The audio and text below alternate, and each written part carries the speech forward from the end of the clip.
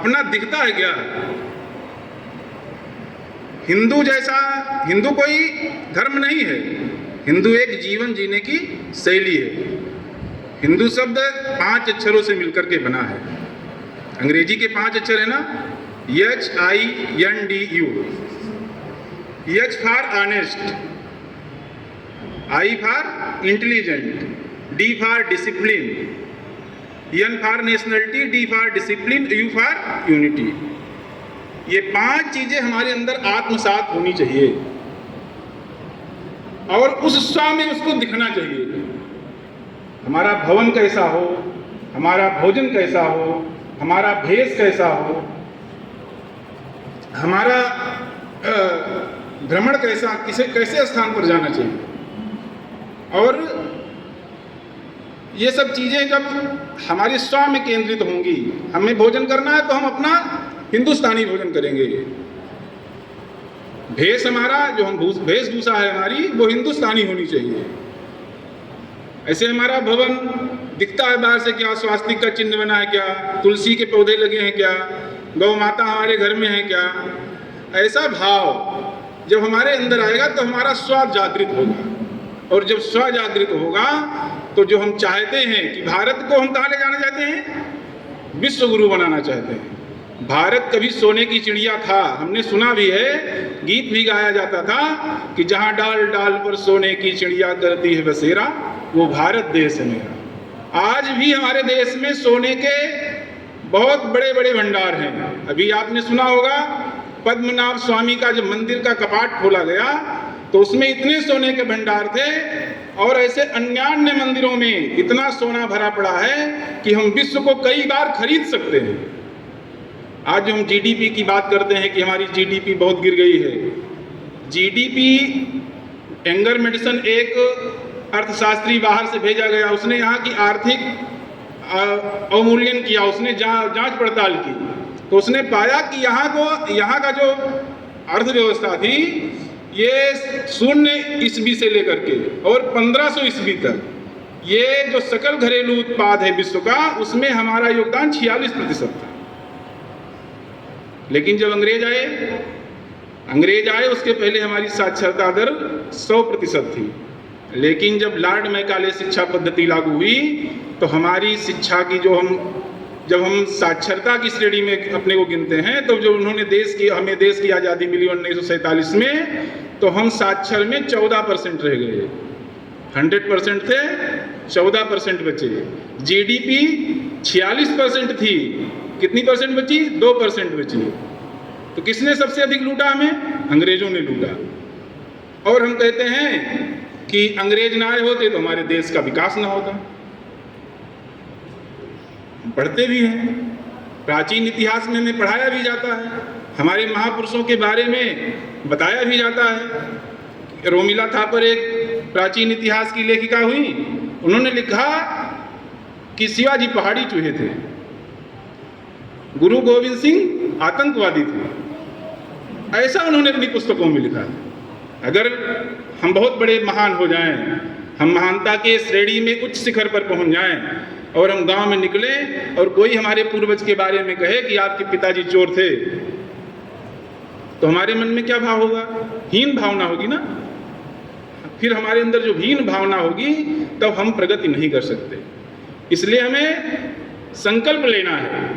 1947 में देश जब आज़ाद हुआ और जब हम 2025 में 15 अगस्त में खड़े हैं, तब से आज बहुत परिवर्तन हुआ। और जब हम भविष्य में 2047 में 100 वर्ष पूरे करेंगे तो हमारे मन में कल्पना होनी चाहिए कि हमारा भारत कैसा होगा। हमारा भारत 2047 में कैसा होगा, जब इसका हमें भान होगा, इसकी हमें दृढ़ इच्छा शक्ति अपने मन में लेकर के जाएंगे, तब देश जैसा चाहते हैं, आज देश जिस दिशा में बढ़ रहा है उसमें हमारा भी कहीं ना कहीं योगदान होना चाहिए। हमारा योगदान देश की प्रगति में, पहले कहा जाता था कि हम देश के लिए क्या करेंगे? मरेंगे। लेकिन अब क्या है? देश के लिए जीना है। देशभक्ति मरने में ही नहीं है।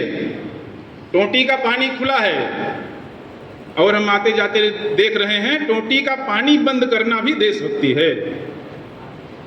पंखा चल रहा है, लाइट जल रही है, कमरे से बाहर निकलते समय हम ऊर्जा का संरक्षण करेंगे, अपना स्विच ऑफ करेंगे, वो भी हमारी देशभक्ति है।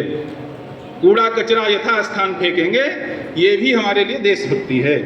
हम अपने माता पिता की सेवा करेंगे। वृद्धाश्रम आज हिंदुस्तान में खुल रहे हैं, ऐसा होना चाहिए क्या?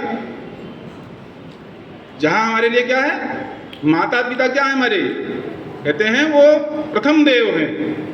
हमारे माता पिता ही हमारे लिए देव हैं, और हम उनको वृद्धाश्रम में डाल रहे हैं। ये संस्कार कहाँ से आया? ये संस्कार पाश्चात्य संस्कृति से आया। पाश्चात्य में एकला चलो का नियम है। पति पत्नी कहाँ जा रहे हैं, कोई किसी से पूछने वाला नहीं। अपने यहाँ परिवार का भाव है, कुटुंब का भाव है।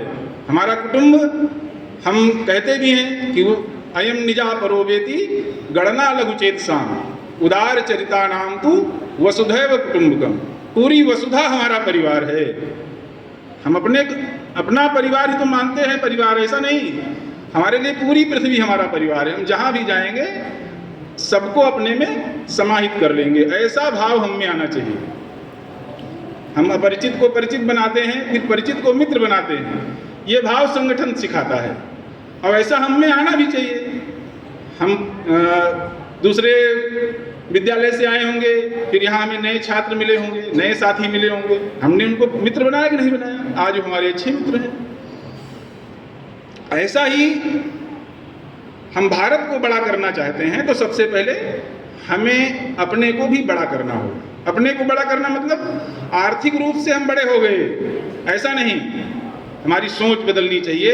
हमारे जो संविधान में हमारे लिखा गया है कि संविधान की प्रस्तावना में कि जो संविधान सिखाता है हमें, उसमें हमारे अधिकार के साथ साथ कर्तव्य भी हैं।